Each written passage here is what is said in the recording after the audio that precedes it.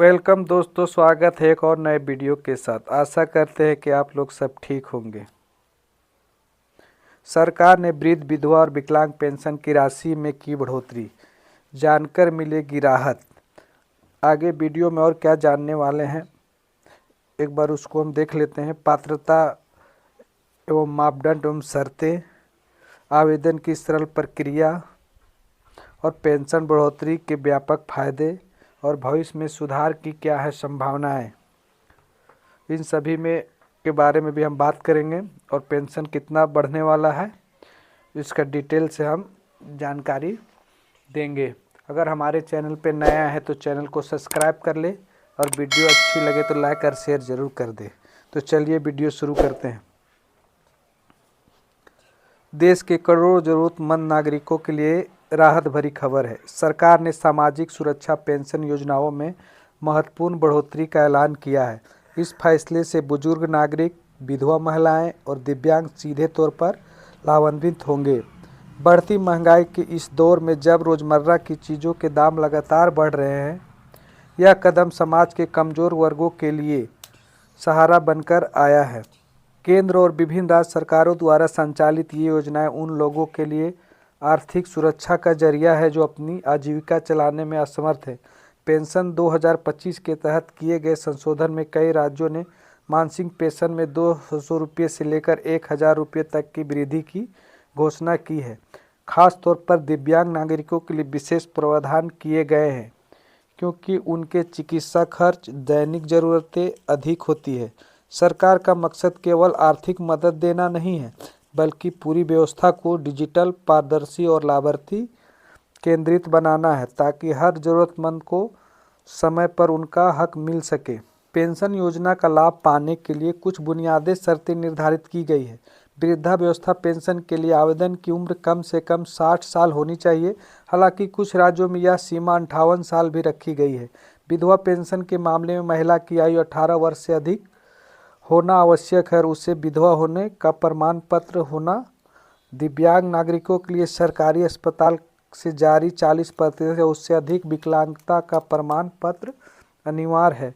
पात्रता में आय सीमा भी एक महत्वपूर्ण कसौटी है। अधिकतर राज्यों में परिवार की वार्षिक आय 2 लाख रुपये से कम होनी चाहिए। इसके अलावा आवेदक भारतीय नागरिक होना चाहिए, संबंधित राज्य का स्थायी निवासी होना चाहिए और बैंक खाते का आधार से लिंक होना जरूरी है। बिना आधार लिंक के अब पेंशन का भुगतान संभव नहीं है। यह व्यवस्था पारदर्शिता बनाए रखने और फर्जी लाभार्थियों को रोकने के लिए लागू की गई है, जिससे असली ज़रूरतमंदों को ही लाभ मिल सके। पेंशन बढ़ोतरी के व्यापक फायदे। पेंशन बढ़ने से क्या क्या फायदे होंगे? पेंशन में हुई बढ़ोतरी समाज के कमज़ोर वर्गों के जीवन में वास्तविक बदलाव ला सकती है। बुजुर्गों को अपनी छोटी मोटी ज़रूरतों के लिए परिवार पर पूरी तरह निर्भर नहीं रहना पड़ेगा। वो अपनी सभी ज़रूरत की चीज़ों को खुद से पूर्ति कर पाएंगे। विधवा महिलाओं के लिए यह राशि उनकी गरिमा बनाए रखने और घरेलू खर्चों में योगदान देने का जरिया बनेगा। दिव्यांगजनों के लिए यह बढ़ोतरी विशेष रूप से महत्वपूर्ण है क्योंकि उनके इलाज, सहायक उपकरण और नियमित जांच में काफ़ी खर्च आता है। व्हीलचेयर, कीर्तिमान और फिजियोथेरेपी जैसी सुविधाएं अब थोड़ी सुलभ होगी। इससे ये न सिर्फ व्यक्तिगत बल्कि सामाजिक स्तर पर भी सकारात्मक प्रभाव पड़ेगा।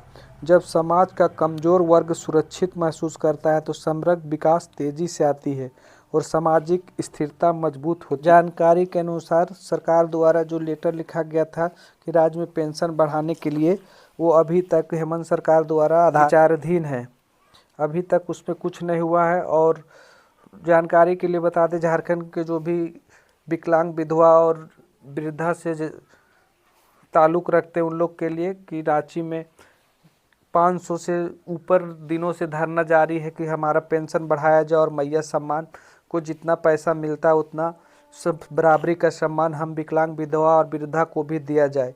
लेकिन सरकार अभी तक उस पर कुछ नहीं कर रहा है और अभी तक वहाँ पर धरना जारी है।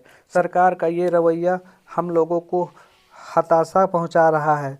सरकार से अनुरोध है कि इन लोगों को भी मांग को पूरा किया जाए और जिस तरह से मैया सम्मान योजना को 2500 रुपया दिया जा रहा है, विकलांग, विधवा और वृद्धा को भी बराबरी का सम्मान दिया जाए और उन लोग का भी पेंशन बढ़ा के 2500 रुपया किया जाए।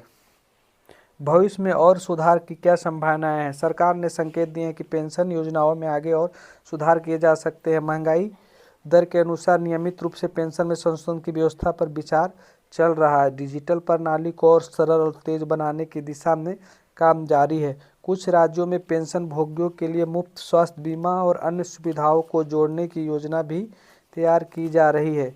विशेषज्ञों की मानना है कि अगर इस योजनाओं को ईमानदारी से लागू किया जाए तो लाखों परिवारों के जीवन स्तर में सुधार हो सकता है।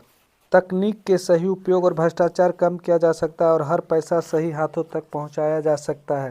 पेंशन राशि को महंगाई सूचकांक से जोड़ने की मांग भी तेज हो रही है ताकि लाभार्थियों की क्रय शक्ति बनी रहे। सरकार के सकारात्मक रूप से उम्मीद बंधती है कि सामाजिक सुरक्षा के क्षेत्र में और प्रभावी कदम उठाए जाएंगे।